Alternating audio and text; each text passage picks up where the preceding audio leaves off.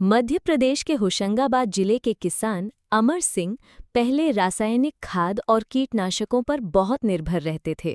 शुरुआत में उत्पादन अच्छा हुआ, लेकिन कुछ ही सालों में मिट्टी की उर्वरता घटने लगी, कीट ज्यादा बढ़ गए और खेती का खर्च भी बहुत बढ़ गया। एक दिन उन्होंने कृषि मेले में सस्टेनेबल फार्मिंग के बारे में सुना, जहां खेती इस तरह की जाती है कि मिट्टी, पानी, पर्यावरण और किसान की आय सबका संतुलन बना रहे। अमर ने अपने खेत में बदलाव शुरू किया, गोबर की खाद और वर्मी कॉम्पोस्ट का इस्तेमाल किया, खेत के किनारे नीम, सहजन और पेड़ पौधे लगाए, फसल चक्र अपनाया, एक सीजन में दलहन, अगले में अनाज। पानी बचाने के लिए ड्रिप सिंचाई लगाई। कुछ सालों में मिट्टी फिर से उपजाऊ हो गई, लागत घट गई और फसल की गुणवत्ता इतनी बढ़ी कि मंडी में ऊंचे दाम मिलने लगे। अब उनका खेत सिर्फ फसल नहीं, बल्कि पक्षियों, मधुमक्खियों और तितलियों का घर बन गया है।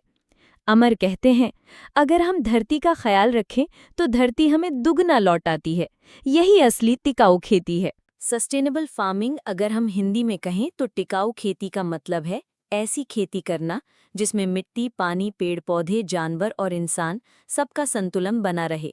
इसमें रासायनिक खाद और कीटनाशकों का कम या बिल्कुल भी इस्तेमाल नहीं होता है।